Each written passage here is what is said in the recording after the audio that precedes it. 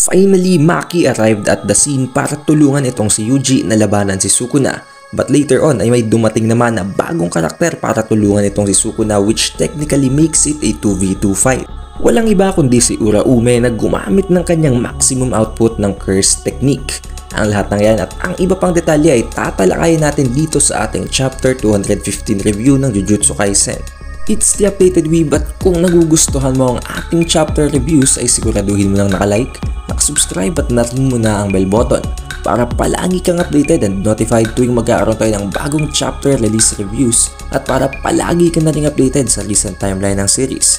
Huwag na nating patagalin pa at simulan na natin ang talakayan. Konting recap mula sa previous chapter na chapter 240 ng Jujutsu Kaisen ay nakita na nga natin ang paglalaban sa gitna ni Sukuna at ni Yuji, wherein kitang-kita natin ang difference pagdating sa kanilang cursed energy, pero pinupuna naman itong si Yuji ang kanyang lack of talent ng kanyang skills pagdating sa hand-to-hand combat and physical abilities. Makita din natin later on that chapter na tinangke nitong si Yuji ang cursed technique ni Sukuna na cleave. Yun pala ay dahil sa nabawasan ng cursed energy output ni Sukuna, kaya nakasurvive itong si Yuji kahit naharap-harapan niya yung sinalo. Dahil na nga sa kagagawa nitong si Megumi Fushiguro na nagre-resist na within inside nitong si Sukuna, dahil siya na nga ang bagong vessel ngayon nitong si Sukuna. Nang dahil sa temporary na pagkahina ng curse techniques nitong si Sukuna ay nagawa ngayon nitong si Yuji na makapagland ng isang solid hit dito kay Sukuna. And that's where the chapter ends, kaya mag-proceed na tayo ngayon sa chapter at hand, which is chapter 215 ng Jujutsu Kaisen. Makita natin sa pinakaunang panel pa lamang na this is the very continuation ng nangyari sa last panels ng chapter na previous to this one. Makita natin dito na matapos tamaan ang solid hit nitong si Yuji si Sukuna, it's as if hindi man lamang ito nag-take ng damage at hindi man lamang ito dinamdam nitong si Sukuna. Makita din natin dito na napakagalit na galit na ngayon itong si Yuji, subalit itong si Sukuna ay hindi man lamang siya pinapansin at mas namang problema pa sa kung ano ang mangyayari nang dahil na nga sa resistance na ginagawa ni Megumi. Nasabi niya dito na at its worst, ang magiging maximum output lamang na kaya niyang gamitin ngayon nang dahil na nga sa ginagawang pag-resist ni Megumi ay 10% ng kanyang original strength. Nang dahil dito ay siguradong napakababa ng magiging output ng cursed energy nitong si Sukuna, kaya magiging malaking disadvantage yun para sa kanya kahit pasabihin natin siya ang King of Curses. But on the brighter side naman para dito kay Sukuna, kahit na hindi siya makagamit ng kanyang maximum output ng cursed energy and cursed techniques, ay hindi naman nahihinder ang kanyang physical movement, kaya kaya pa rin niyang gumalaw according to his will at hindi yun napipigilan ni Megumi. Pero kahit na na-realize ito ni Sukuna na medyo mahihirapan siya, naisip pa rin niya na 10% of his original strength would be enough para durugin at patayin itong si Yuji. Kaya iniisip niya dito na patayin pa rin itong si Yuji gamit ng kanyang skills kahit na masabi pang na-weaken na siya to the point na 10% na lang ng kanyang power ang magamit niya. Subalit habang confidently sinasabi yon itong si Sukuna sa kanyang isip, ay biglang nagpakita itong si Maki sa scene. Dito ay hindi naramdaman ni Sukuna ang presence ni Maki at nagulat na lamang siya nang makita niya na may isa pa palang tao na nasa kanyang tabi. Ang lahat ng ito was made possible lang dahil nga sa merong heavenly restriction nitong si Maki at wala siyang kahit na konting amount ng cursed energy, kaya hindi siya masense kahit na ng King of Curses. Kahit na punong-puno ng galit ngayon itong si Yuji, nagkaroon siya ng konting relief nang makita niyang nandito ngayon ang kanyang Maki senpai. Agad naman tinanong siya nitong si Maki na i-explain daw nitong si Yuji briefly ang sitwasyon para makapag-act siya accordingly. Nagbigay naman ng napaka-brief na explanation ngayon itong si Yuji habang sinasabing kill him, he's not gonna die. Na para bang gustong ipahiwatig nitong si Yuji na kailangang mag-go all out nitong si Maki sa pakikipaglaban dito kay Sukuna. Dahil kahit naman ibigay nitong si Maki ang lahat ng kanyang makaya ay hindi naman yun sapat para patayin itong si Sukuna. Despite Sukuna being on Megumi's body, hindi pa rin yun iniisip nitong si Yuji dahil alam naman niyang hindi nila basta-basta mapapatay itong si Sukuna and mas magiging maayos pa kung hindi sila mag-hold back. Si Sukuna naman habang nakatingin dito kay Maki ay na-realize niya na hindi talaga isang small fry or isang mahinang nilalanglang na side character itong si Maki dahil hindi man lamang ito nagtamo ng kahit na konting damage sa napakalakas na atake na ginawa ng bagong version ng Nue sa previous chapters. As if ang Nue na Sukuna version ay hindi man lamang nakapag-dealt ng kahit na isang scratch sa katawan nitong si Maki. But with all of that being said, matapos mag-explain briefly nitong si Yuji ay agad na nag-atake ang dalawang ito dito kay Sukuna. Makita natin na nag-launch agad itong si Maki at itong si Yuji ng combat attacks from side to side na kung saan ay medyo para bang nahihirapan and na-occupy ang buong katawan ni Sukuna dahil hindi nga siya makagamit ng kanyang curse techniques. Makikita din natin dito na sa pagsuntok ni Sukuna kay Maki ay na-block yon ni Maki habang hinahawakan pa ang kanyang kamay and launching a counter attack. Sa pamamagitan nga ng overwhelming strength nitong si Maki nang dahil na din sa kanyang heavenly restriction ay nagawa niyang makapag-land din ng isang napakalakas na blow dito sa mukha ni Sukuna. Matapos niyang tamaan ng isang napakalakas na suntok ang mukha ni Sukuna ay itinulak niya pa ito ng napakalakas na dahilan naman kung bakit tumalsik itong si Sukuna sa parabang isang barricade. Matapos naman niya tumalsik sa isang barricade ay hinabol naman siya nitong si Yuji para ibalot sa kanya ang barricade na ito, therefore restricting his movement at para hindi siya makagalaw. Habang binabalutan nitong si Yuji ng barricade itong si Sukuna ay sinasabihan naman siya ni Sukuna at minamaliit na para bang wala daw talagang kwenta itong si Yuji na kinakailangan niya pa ng tulong mula sa ibang tao para lamang makapag-dealt ng significant damage dito kay Sukuna. Hindi naman sinayang ni Maki ang pagkakataon at nag-follow up attack ng isang napakalakas na sipa na nagpatalsik na naman kay Sukuna sa isang nearby terrain. Hindi naman ininda ni Sukuna ang ginawa nilang combination of attacks at agad na bumangon na para bang wala man lamang nangyari na dahilan kung bakit biglang napaisip at napasabi itong si Maki na medyo natatakot daw siyang makitang lumaban ang katawan ni Megumi ng ganito kagaling. Dahil as we know nga, hindi naman isang combat type itong si Megumi kung hindi isang sorcerer na nagbe-base sa kanyang 10 Shadows technique sa pakikipaglaban. Nang dahil na din nga sa parabang nakuha na nitong si Maki ang gist ng situation na tulad ng sinabi kanina ni Yuji na kill him, he's not gonna die, na-realize niya na maaaring gumagamit ng reversed curse technique ang kung sino mang nakasabi sa katawan ngayon ni Megumi and naisip din niya na kung gagamitin niya ang kanyang soul liberation blade ay maaaring kaya pa rin itong mag-heal mula sa damage na maidudulot ng blade na yon. Kaya kinonfirm niya muna ito habang tinatanong itong si Yuji na ang tanging kailangan lang naman daw pala nilang gawin ay ang patayin ang kung sino mang nasa loob ng katawan ni Yuji dahil hindi naman pala ito mamamatay literally. As if ang kailangan nilang gawin ay patayin ito para makapture ang kung sino mang nasa loob ng katawan ni Megumi habang iniiwan pa rin ang katawan ni Megumi ng buhay pa.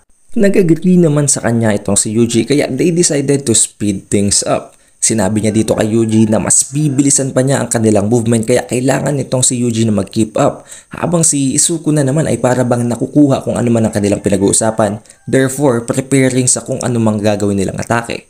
After the brief conversation sa gitna nitong si Maki at ni Yuji sa kung ano ang gagawin nilang plano sa pag-atake kay Sukuna, ay agad na gumalaw ang lahat ng tatlong ito in a very extraordinary speed na kung saan ay makita nating naglo-launch ng isang atake itong si Yuji sa pamamagitan ng pagsipa at ito namang si Maki ay tumatakbo in a very high speed habang itong si Sukuna naman ay parabang nagfo-focus dito kay Maki dahil alam naman niya na mas magiging lethal ang magagawang damage nitong si Maki kumpara dito kay Yuji. Subalit ang hindi niya alam, ang plano pala ng dalawa ay ang gamitin ang mismong atake ni Yuji while Maki being the support para mailand nitong si Yuji ang kanyang gagawing pagsipa.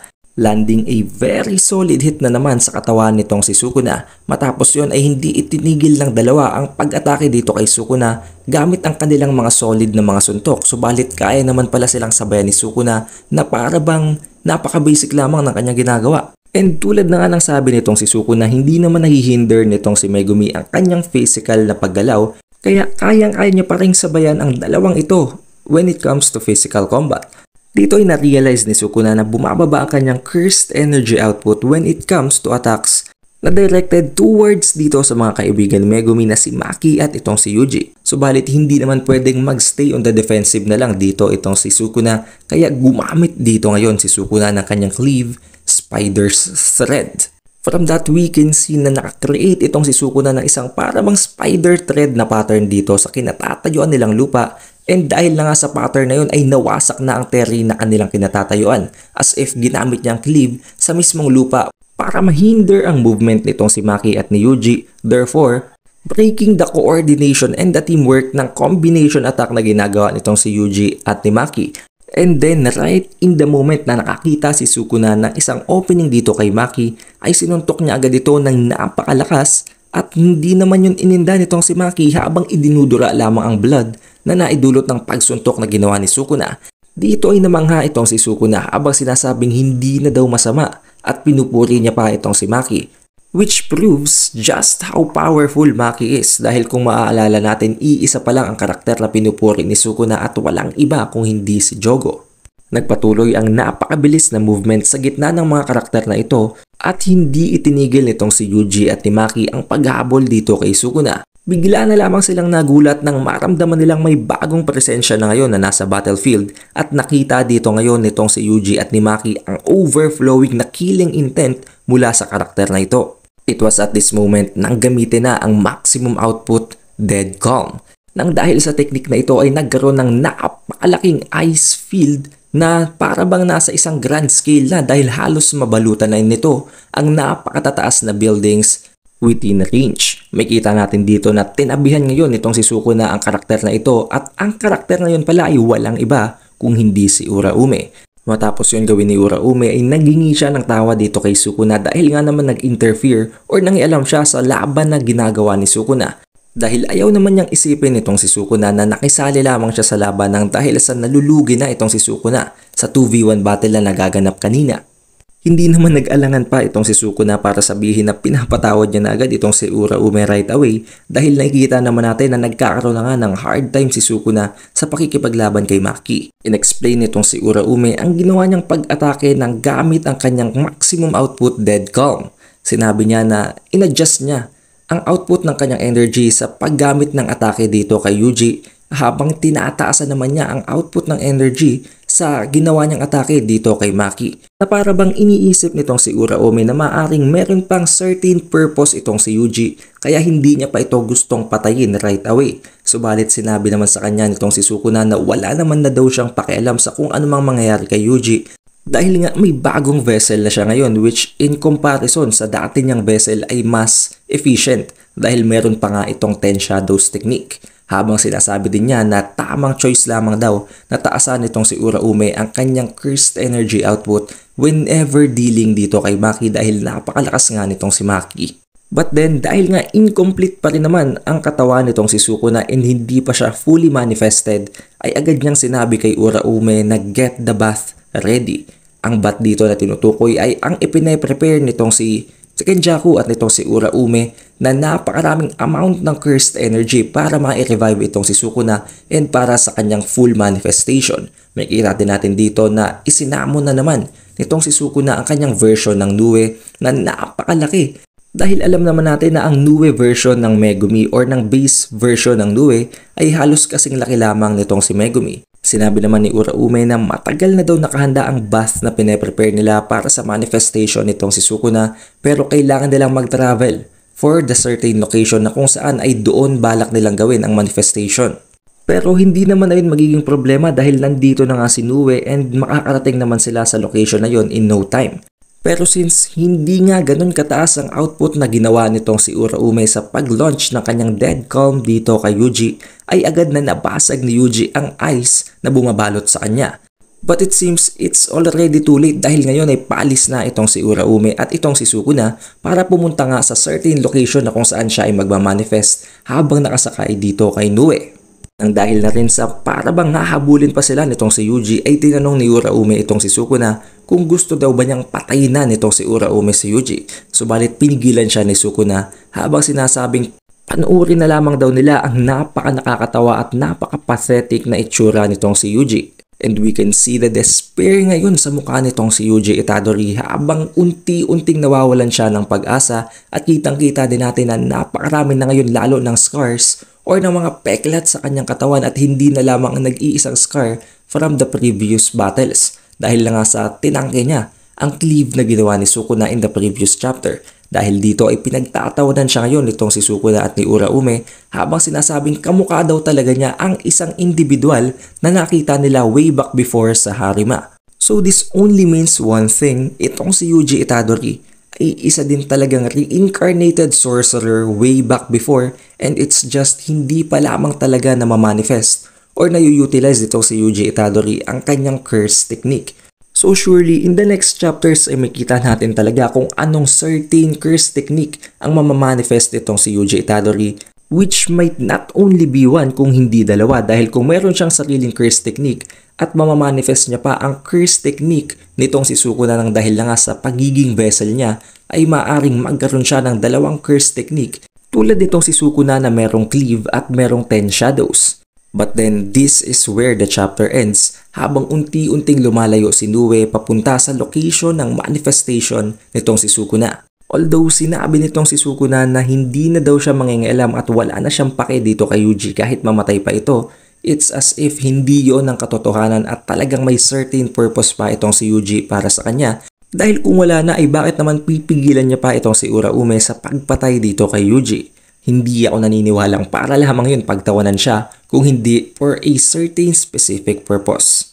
But with all of that being said, yun na lamang lahat para sa ating chapter review ng chapter 215 ng Jujutsu Kaisen. Siguradong sa susunod na mga chapter ay magiging mas maganda pa ang magiging laban. And wag natin kalimutan na inaantay pa rin itong si Yorozu na nakasapi ngayon sa katawan ni Tsumiki Fushiguro na kapatid nitong si Megumi, kaya maaaring sa susunod na mga chapter ay magkaroon ng duel sa gitna ni Sukuna at ng karakter na yon.